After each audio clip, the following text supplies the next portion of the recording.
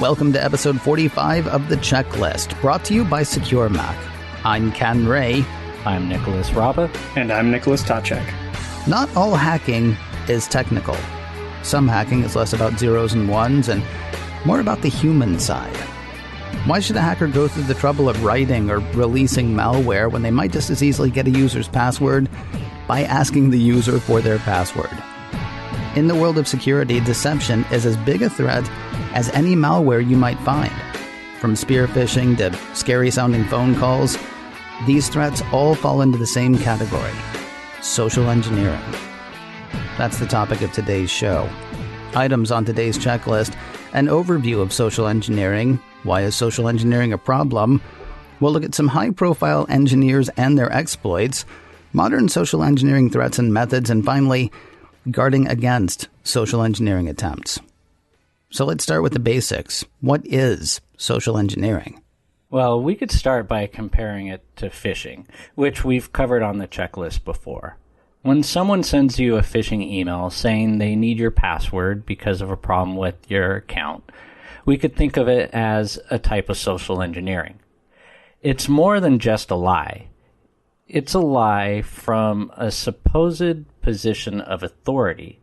That's a big part of social engineering. People tend to follow mob mentality and to defer to authority, and bad guys will use those tendencies.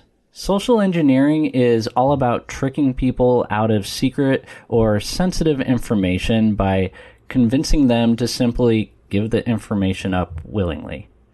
And there are a lot of ways to do that. Some of the early phone phreakers used social engineering to trick phone companies, going so far as impersonating the telco staff over the phone to other employees. Bad guys can get a lot of information just by knowing what words to use and using them with authority. The same goes for websites.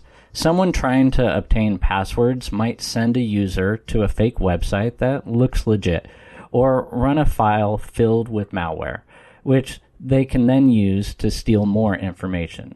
Like speaking with authority, this attack relies on people trusting a website that looks real to get away with their scheme. Now we're going to get into some specific social engineering methods in a bit. Let's be clear though, who is it that needs to worry about social engineering? I mean, is this a corporate thing or an individual thing? Yeah, well, for most people, it's not going to be an issue in their personal lives, especially if they're good about watching out for phishing attempts. But, like everything else we talk about, it's still important to act as if this could happen in your personal life. Because it could. Complacency is the biggest security risk of all. Social engineering efforts outside of large-scale phishing are often much more targeted. They're undertaken by people who have a specific goal in mind. Generally speaking, targets of social engineering aren't users at home. They're employees at all kinds of businesses, because tons of money and information flow back and forth through businesses every day. Some of that info includes extensive client records, which is as good as money for social attackers, since that's access to more information and potentially even more money. For those reasons, it's really important for companies and employees to guard against social engineering attempts. Unfortunately, companies remain vulnerable. Their employees think it won't happen to them. Sometimes, employees who work in a company of hundreds or thousands or tens of thousands don't think their actions on an individual level can affect the company's security. Or they may think that IT has their back and not worry about the security precautions they should take themselves. If a social engineer finds someone like that, it's easy to convince them to hand over sensitive information, especially if the employee doesn't see how sensitive that information is. Even something as simple as someone pretending to be from IT calling and asking for an employee password might work, depending on the user. So those are awesome, corporate examples. But what about all these scam tactics that we're hearing about, like the IRS calls people are getting? We've talked about those before. Those are a form of social engineering, yeah? There's also that thing, what do you call it? Oh, well, I called it Stargate because I thought that was funny. But there was that thing that happened a couple of years ago where a bunch of Hollywood celebrities, mostly women, had their iCloud accounts. Well, what it said on TV and in the media was that their iCloud accounts had been hacked, and I guess that was kind of technically true. But it turns out what it actually was a bunch of people sitting on troves of pictures and other information that they had stolen through years of social engineering. I mean, they would basically pretend to be somebody's assistant, or they would pretend to be somebody who needed access to this information. And they ended up with passwords to iCloud accounts where people were storing pictures that maybe they shouldn't have been storing in iCloud, because, as we've said a million times, there's no such thing as storing stuff in the cloud. You're storing stuff on other people's computers. So, generally speaking, we're saying, generally speaking, social engineering isn't that big a deal for the average user. But the thing is, the starlet who maybe is using their phone as if they are an average user. They're not an average user. They're Academy Award nominated, blah, blah, blah. And people want to see them naked. Exactly. On the business scale, it can be more of like a financial, major level financial gain that the social engineers are going for, or access to a system to steal company secrets, whatever you want. But yeah, on the personal level, there are the IRS scams. The IRS supposedly will call you up and say you owe back taxes or you owe whatever, send it to this bank number so you don't get arrested by the FBI. Similar vein, what you're just talking about with the iCloud so-called hacks, which were exactly as you said, social engineering the personal assistants of those celebrities and gaining access to the account, and then doing what they did with the data they found. And of course, those celebrities were definitely a higher profile target for those miscreants who were hacking them. But it's something to stress is that it can happen to people on a personal level, not just businesses. With businesses, much more common for social engineering attempts to be happening on a regular, ongoing basis. Well, okay, so we know that this is actually a thing, but let's talk examples, real world examples, like actual cases of actual social engineering exploits, not in the abstract. Like, yes, we know that some people did hack those iCloud accounts. Can you give me names, places, things? Oh man, this is fun. So let's start with someone named Kevin Mitnick, maybe the most famous social engineer out there. Active in the 80s and 90s, the media called Mitnick a hacker, though he relied less on code and more on charm to do what he did, which was break into systems. He didn't break the lock. He either found the spare key or just got people to let him in. Now, Mitnick got his social engineering start by trying to ride his local bus system for free. He convinced a bus driver that he had a school project to work on about the bus system. Doing that, he found out where to buy a ticket punch like the kind used to void tickets. He bought one, pulled unused ticket slips from the garbage of a bus station, and just like that, he social engineered his way to free bus rides.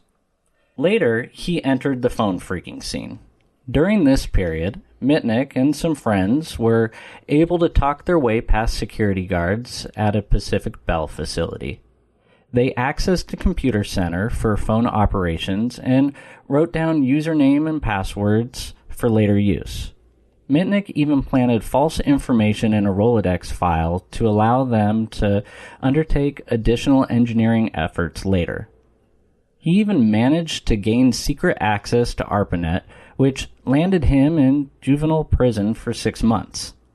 But that didn't stop him. Mitnick continued his exploits in phreaking and hacking, and he ended up on the FBI Most Wanted list. Eventually arrested, Mitnick was one of the first people charged under law related to computer crimes. And that did stop him.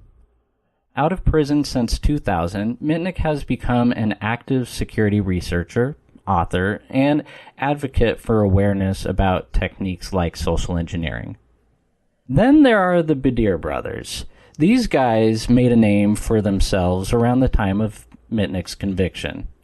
Born blind, all three brothers became active in phreaking and used charm and intimidation over the phone to engineer their way to crucial information. At one point, they even tapped into the Israeli Defense Force telephone network to make free international calls. Eventually, one of the brothers went to prison for their exploits. But who is the biggest social engineer of all? We probably don't know. The most successful social engineers are the ones whose identities we never learn.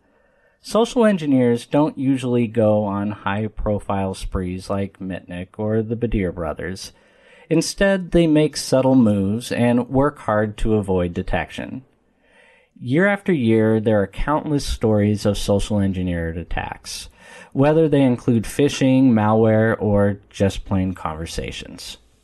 I'm reminded, actually, in this discussion of two phrases they used to use on the show The X-Files. I want to believe, because, when somebody calls you on the phone and says, hey, I'm important, you want to believe that you're actually talking to who they say they are.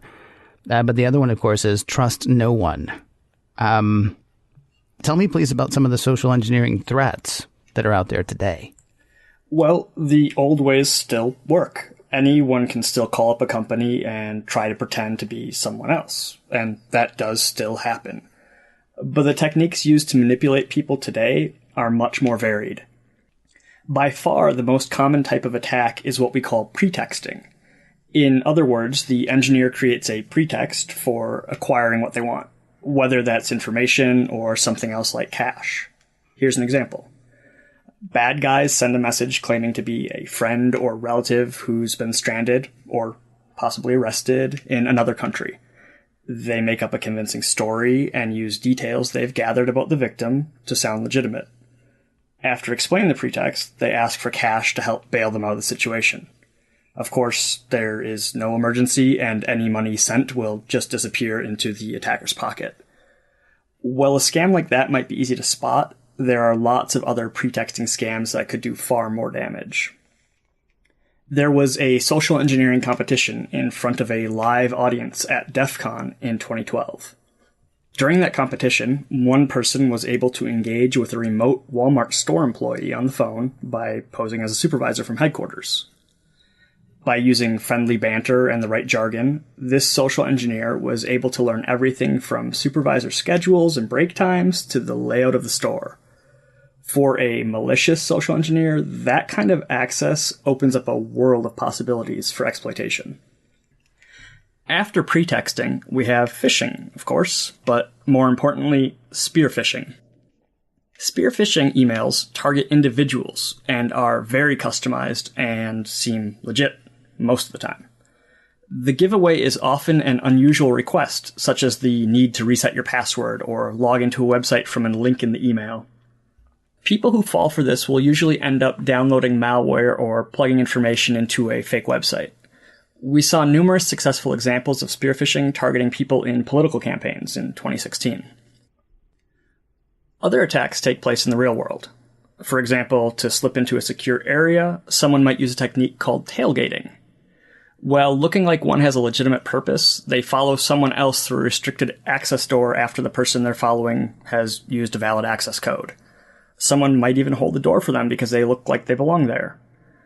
That kind of second nature lapse in security is why it's so important for companies to enforce their policies on access. That particular type of attack can really be much more successful if the person performing the attack looks like they belong. So they're wearing a uniform of the company, or they're in a business suit if it's a bank or another high-profile company or office. Anything to kind of look like they belong in place there. Other times, acting as a delivery person or somebody else who needs access to that area. So it's definitely, it's not somebody coming in off the street looking like, wearing a hoodie and looking like they're a hacker or somebody who's up to no good. It's these people look like they belong, and it's banking off of your trust that they belong there to get past. I would imagine, too, that creating sort of a sense of urgency or sort of an unusual situation would help. I mean, this is not exactly help the bad guy. This is not exactly the same thing, but I knew somebody who was in loss prevention for Walmart years ago. And I don't believe this would work today. And even if you think it would work today, don't try this because you're stealing. But they told me that one of the things that Walmart eventually got wise to is somebody would come in, they would buy a candy bar, they would get a receipt for the candy bar, they would go back to electronics, they would grab a television or something really big and heavy, and then they would sort of flap the receipt at the person as they were walking out the door with the television they got for the price of a candy bar. And so what that was is, okay, well, that looks legit because they have a receipt, and I'm not going to stop them because, they're straining to carry this thing. And so they walked out with something. Not social engineering exactly, but I mean, it's the same sort of technique that ends up getting, bad guys away with something, I suppose. Yeah. And in the same vein, situationally helping someone, kind of preying on that compassion, sense of compassion for a person. Social engineer comes in looking like they belong there, carrying that big heavy box. Of course you're going to hold the door for them because you're a nice person. Except in this case, they're not really a delivery person. That box is probably empty. They're going in to get access to the place they shouldn't be in. So yeah, they're banking on a lot of human nature there. I was going to say it's a fine line between social engineering and grifting, but there really is no line. It's grifting. There's no real line there. They're very much the same type of thing. Whether it's on the phone or in person. And another kind of human emotion or thing that is played off of is curiosity, and that is the case with baiting, which is when removable media like a USB drive is just left somewhere in plain sight. Because then curious person who finds that drive might stick it into their machine to see what's on it. And in many cases, it's malware. And it's a common and clever way to infect otherwise secure systems. And it's also why most big companies have policies that forbid users from using unapproved USB devices. And that actual method has been used a number of times. The reports were that that's how the Iranian nuclear facility was originally infected with the Stuxnet malware, was that it was on removable media that was plugged into the systems. They were not connected to the outside internet. So to get past that air gap, they needed some way to get something in there. And there was another report somewhat recently about a kiosk outside of a government or military base that was selling thumb drives, USB drives. And it just so happened that all of the drives being sold there were full of malware on purpose, hoping that somebody would buy one there because they need it for work and plug it into their system, and boom, they're infected. Oh, that's evil. So that one's not even curiosity. That's just, hey, I need that USB drive for work. I'm going to buy it at the shop across the street here, and not even thinking that it was potentially a problem. Oh, that's bad. That's bad. These examples don't even begin to cover all of the different social engineering methods, but they are some of the biggest and ones that are used most often. Since social engineering relies on complex lies, attacks can take many, many forms. And finally, call to action part 1, because yes, there will be another call to action. What should people do to guard against social engineering? Well, the first thing to do is realize one simple fact. Yes, it could happen to you. It could happen to me, maybe. It could happen to all of us, I guess. Chances are you personally won't be targeted by serious efforts unless you're well known or high up in a company. But that doesn't mean you won't experience phishing attempts, which can be part of a social engineering campaign. Check out episode 37 of the checklist to learn more about phishing.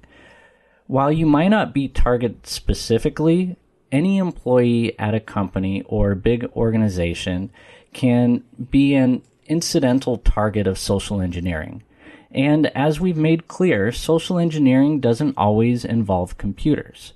Someone could show up at your office in disguise, seriously, carrying a box, a TV, a repair guy. So how do you defend against social engineering? Start by exercising healthy skepticism. You don't need to doubt every call coming into your office, but use common sense. You shouldn't blindly trust whoever calls or shows up saying they're authorized to access a restricted area. Ask to see credentials and verify that they're legit. Challenge suspicious behavior by asking people to prove they are who they say they are, or go to someone higher up in your company to ask for advice. It's better to check and be wrong than to open yourself or your employer to damages. While social engineering attempts over the phone might seem more difficult to spot, there's still stuff you could do. Ask questions you're sure only someone in their position would know, or ask for documentation related to their request. If they're legit, they should be able to back up their requests. On a more personal level, we should create walls between portions of our digital lives by avoiding consolidation. It's convenient to run everything off one email address with one password, but it's also a security risk. Even if you use multiple passwords, relying on one email account means disaster if someone social engineers their way inside that single account. Partition off different activities with unique accounts and passwords. This way, even if someone hacks one account, they don't have access to everything. When it's available, we also recommend you enable two-factor authentication. Yeah, a really good social engineer might be able to call a company to get two-factor authentication disabled, but generally speaking, two-factor authentication is a good guard against social engineering that targets passwords. Finally, stay alert to social engineering. In most cases, you won't need to worry about it, but when you do, knowing what to look for can keep you safe.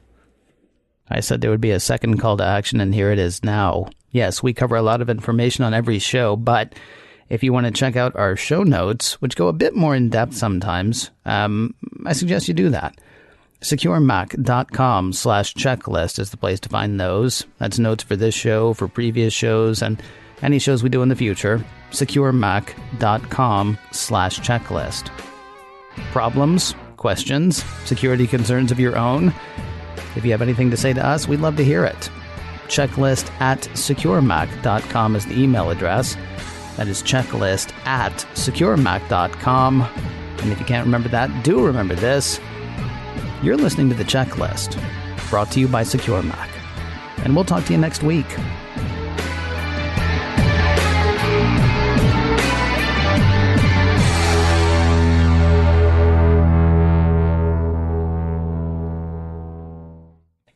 Wait, did you just social engineer them?